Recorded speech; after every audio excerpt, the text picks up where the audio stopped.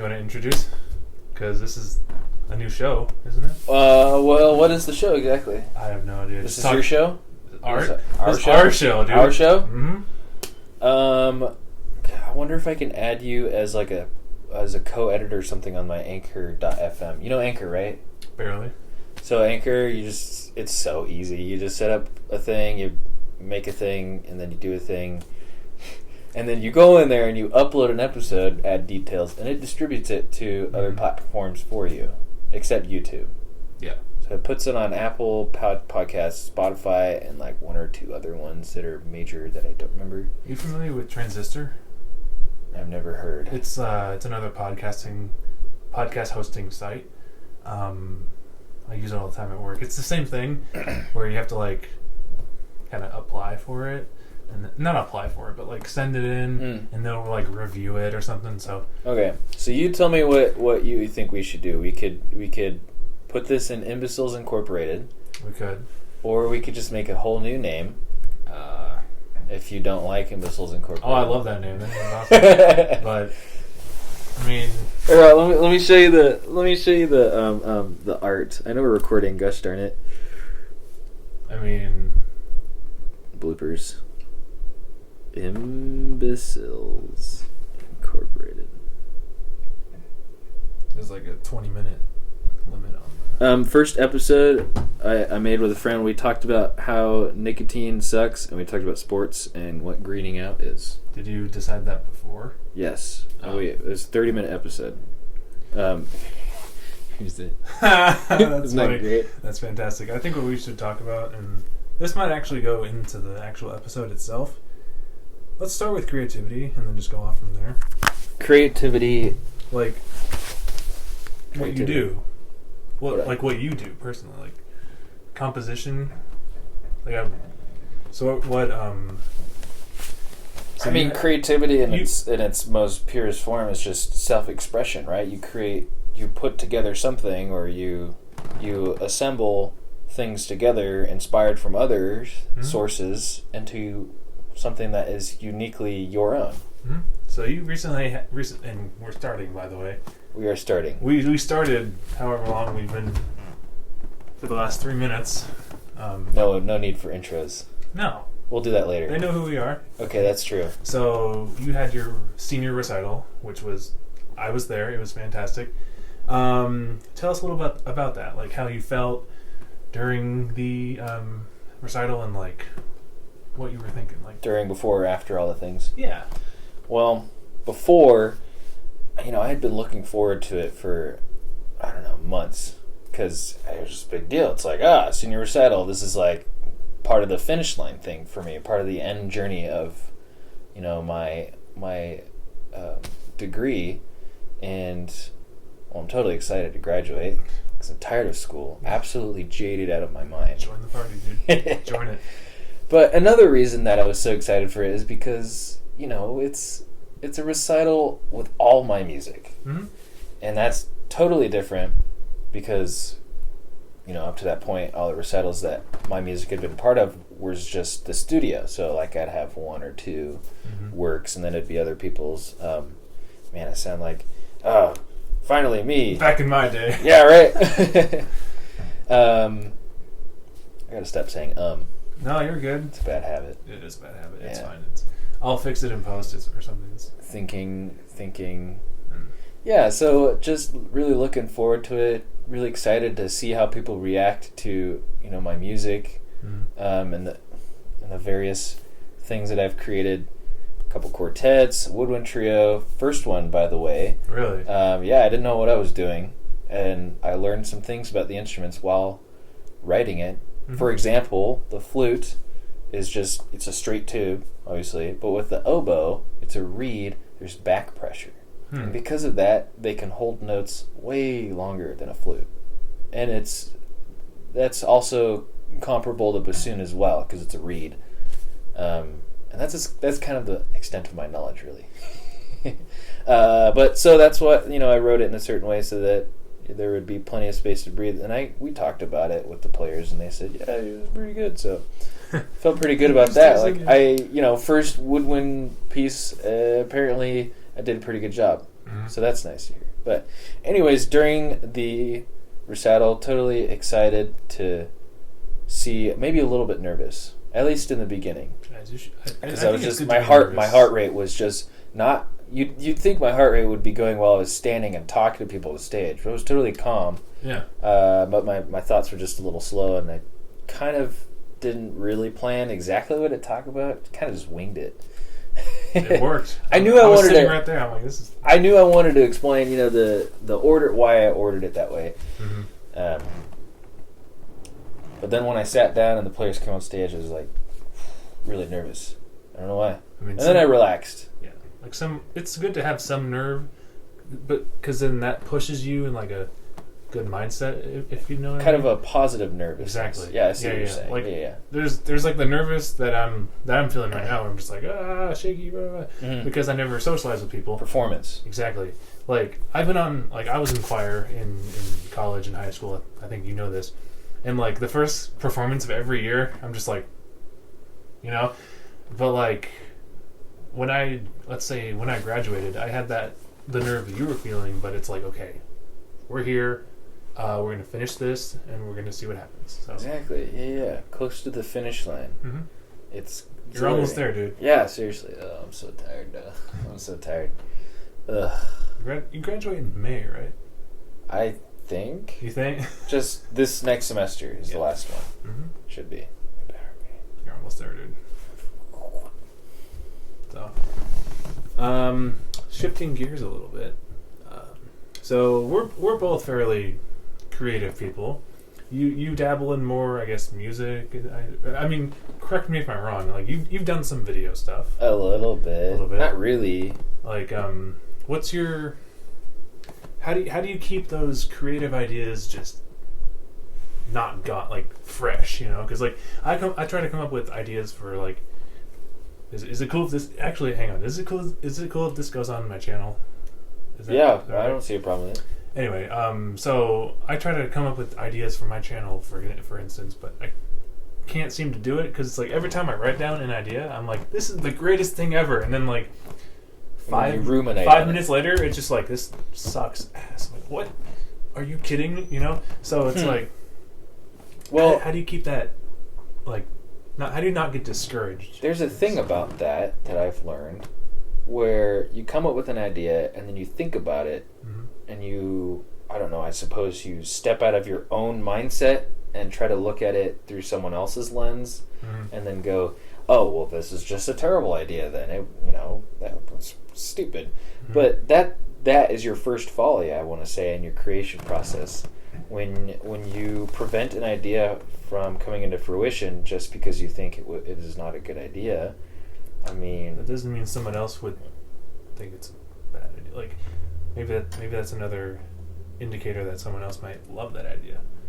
Well, it's not only that, but I would call, what is that called? It's a masterwork complex. I've dealt with that before, where you prevent yourself from even starting to work on a project because you think it's not good enough. Yes. Honestly, generate an idea or 2 or 3 and just make stuff. It's really, I want to say that's the best thing you can do.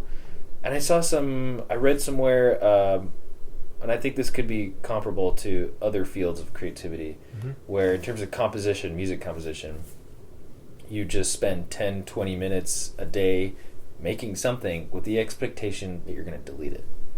You just make something, anything at all, and then delete it. It's like exercising that muscle. And if you gatekeep every idea that comes through, your muscle is just going to atrophy, I want to say. So write down your ideas and do it, even if you do think it's stupid. Just do it anyway, and then once it's finished or close to being finished, just look at it and think, okay, this could have been better, this could have been better, because it's a corporal, succinct thing that you actually made rather than conceptualized. Because as you probably know, when you think of a project and then you actually do it, it kind of exists a little bit differently than you might have thought, right? Yes. And that's what you need as an artist, to look at it after you've completed it, and that's how you get better. You criticize it when it's done. Yes. Don't criticize it before you even started. See, that's That's where it kills you. Yeah. That's what kills creativity. Yes. And I learned that. Fear also does. Yeah, absolutely. Like fear of mistakes. But there's no such thing really with creativity. You just make something and then you decide whether it's good or bad because art is totally subjective. It's like the whole don't judge a book by its cover, you know? In a way, yeah. But like, I would agree. A little different. Yeah. Because like, I don't know, I struggle with that a lot because it's like, oh, I have this idea. It's like, oh, like I said before, it's this idea, and it's all like up here, you know? Exactly. And it's just, I don't know if... You kill it before you let it live, right? So, are you familiar with like creative burnout? Oh, absolutely. What's your like strategy for like recovering from it? Like, in the simplest form that you can think of, like, what do you do typically when you're just like, okay, I've had enough of this creativity for now, of this project, I'm going to just do something else, like, I got to just come back to it, and I'm not really feeling it. Like, what do you do in that scenario? Every time I've been burnt out, I want to say it's been a bit of a different experience. So I'm not really sure how to handle it in my own specific case. I want to say it's different for everyone. Mm-hmm. Everyone's source of burnout or reason for burnout is different, and everyone's solution to burnout is different. But I do think there are applicable general things you could do to help, as in, consuming a little bit less media all the time. So stop scrolling all the time. Yeah, it's same, right? Yeah. It's a bit of a problem. It's YouTube for me, dude. Or apparently just taking walks in the morning, actually. Yeah. Taking 20, 30-minute walks in the morning. Don't use your phone for 2 hours after you wake up. Agreed. Walks in nature. Mm-hmm. Getting enough sleep, hydrating, just the general basic stuff. But even you could do those and still be burnt out. And I'm actually kind of burnt out right now. And I'm not sure how to really deal with it. I've always thought maybe the solution is to just take a break. Yeah. But I wonder if that's good or bad, and I don't know yet. I think it's a good thing. Like when I'm at work, my job is a creative type, and it's like I'm expected to be creative like 6 hours that I'm there. But it's like some days I go there and I'm just like I'm not feeling this, Yeah. And so I think taking a break is just like it's probably the most underrated solution, I think, because it's like, oh, I have to keep going and I have to keep doing this. It's like, I suppose, yeah. Well, because for some people it's their source of income, so you can't really afford, literally, to be burnt out for too long. Yeah. Which is unfortunate, really, in our just consumeristic society of always needing more content, always. Just read more. Yeah, right. Read more. Just read more books. No, it's true. But I mean, that's good advice. I should probably read more. But I'm not patient enough to read. I just started reading a book like a couple days ago, and I'm like, this is great. But that's another. Yeah. Let's see here. So, kind of going back to your recital, you recently posted something on your YouTube channel, Levi Kusky. Go check him out. Tell us a little about what you posted like a few days ago. Yesterday? Was it yesterday or? I think it was yesterday. No, it was the thing for the recital. It was the project that you made. Oh yeah. Yeah. That went up the same day as the recital. Yes, the movie that I made. Mm-hmm. I guess you could call it that. That's a movie. Ento's Odyssey is what it's called, and it's 20 minutes, and it's a storyline that I created, and I used a Midjourney AI to generate illustrations. So an AI created art, and then I made music.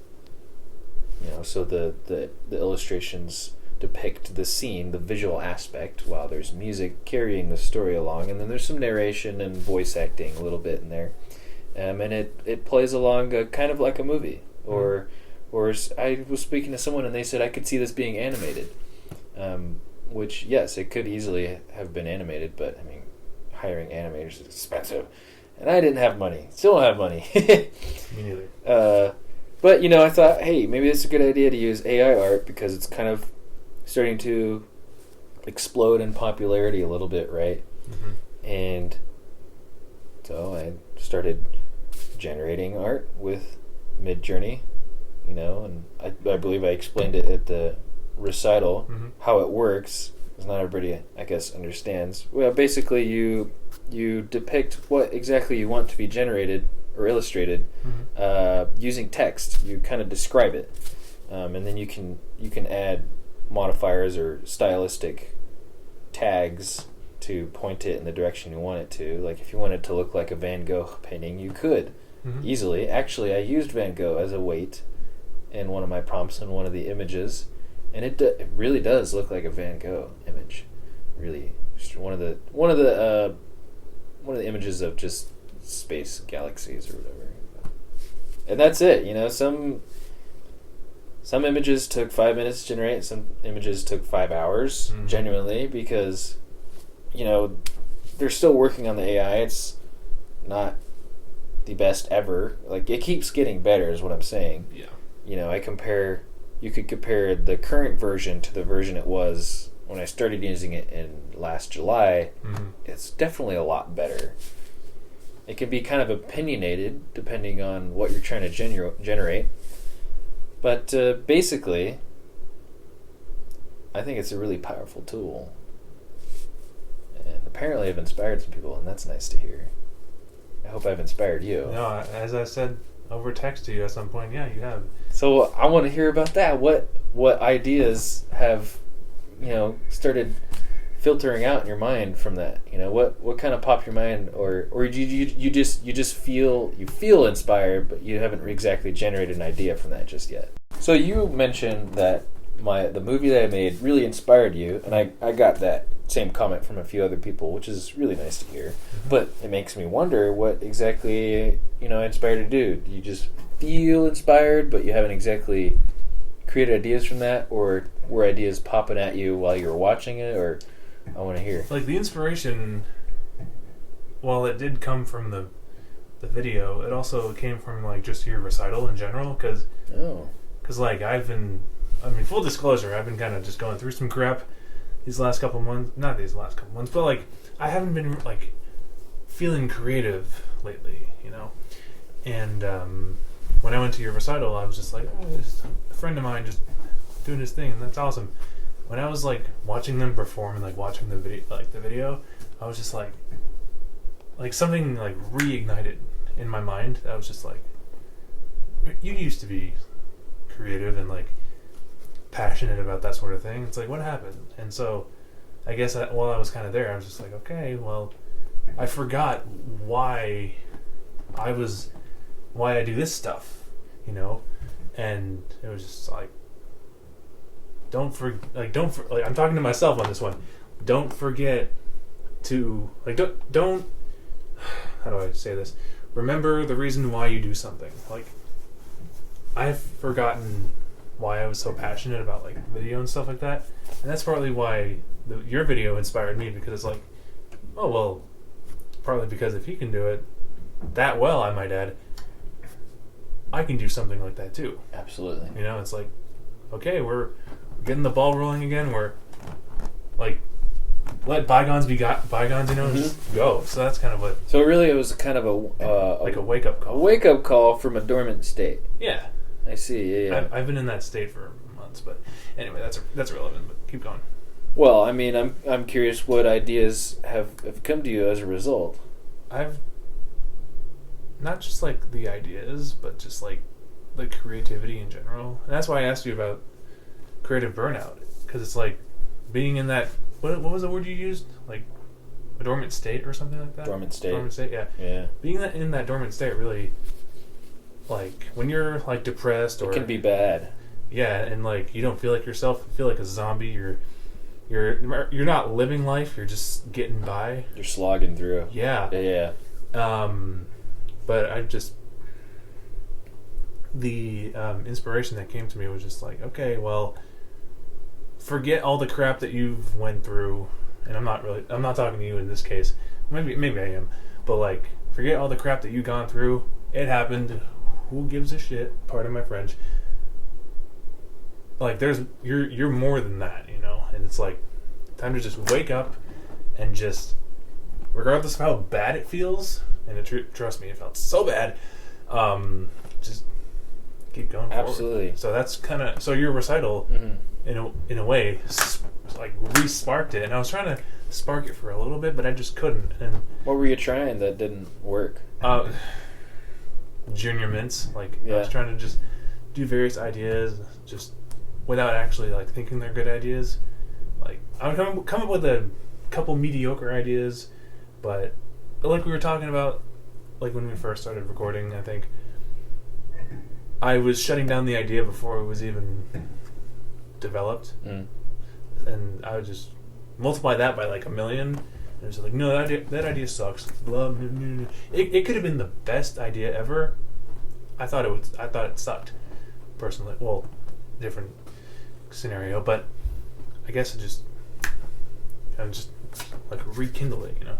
Yeah, And honestly. I'm still trying to rekindle it, like, keep it alive, you know. Well, alongside that, the masterwork complex that I mentioned, I mean, I had a little bit of that, and maybe still do even, you know, because I almost didn't even really continue working on the movie that I made, and you know, apparently it was the absolute highlight of the recital and the best thing I've ever made, which I recognize. It was brilliant, you know, and because a lot of people absolutely enjoyed it, and they helped me see, like, it was better than I thought it was.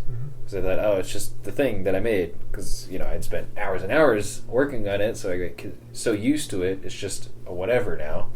And then to see people's elated reactions and the amount of positivity, I thought, wow, it's a lot better than I thought it was. It's one of those things where, like, you've seen the work so many times. Exactly. That you're just like, man, this is not as good as I Become thought. kind of deaf to it a little bit, I suppose. Like, what's that word? Desensitized. Yes. In a way, that happens to you for your, not you per se, like, in general. Absolutely. Like, I would work on a video sometimes for hours, and I'd just be like, this is not good. And then I would upload it to, like, YouTube, for example, and I would get lots of good feedback on it. I'm like, wow. As you become more desensitized to your own work, because you're looking at it constantly to work on it, Yep. you start to criticize it and pick at it even more and more, and decide parts of it that you hate or dislike or believe that could be better, you know. And that's what was going on during the recital, or even before. Just I sometimes didn't really want to be in the rehearsals because I just didn't want to hear that music again, because I heard it so many damn times. So absolutely bloody tired of it. It's one of those things where, like, somebody else would hear something or see something that maybe the original artist wouldn't think of, or like a new perspective on the matter, you know. And whenever I hear those new perspectives, whether it be for your stuff or anybody else's stuff, it's like, oh, damn, that's a really good point. Like, you know what I mean? I see what you're saying. But yeah, no, just. But you know, along those lines, what I was trying to say with desensitization and becoming overcritical, and then I kind of follow this path. Perfectionism a little bit in the masterwork complex. I almost canceled the movie. Like, I almost just didn't finish it. I almost didn't want to do it because I thought, oh well, you know, I hate it, or it's stupid, or all these things. But fortunately, I kept telling myself, no, this is important. I'm already this far. Yeah. And I so desperately wanted this idea to come alive. When I first thought of it, it was an epiphany moment when it came to me. I thought I could do this, and then I started formulating it, and then I got charged with energy, and then it died down for a time because as I said before, or in the recital, I couldn't find a human illustrator to work with, and I didn't know about AI art at the time. Then I found AI art, and then it started to pick up, and then the rest is history. Yeah. So yeah, don't let that masterwork complex stop you from doing things, even if you think the idea is stupid. Because I thought the movie idea was kind of stupid at times, and almost sliced it at the neck. But thank God I didn't, right? Because it turned out absolutely brilliantly. And you got good feedback on YouTube, I think. Yes, a lot of people are loving on it on YouTube. That's nice to see.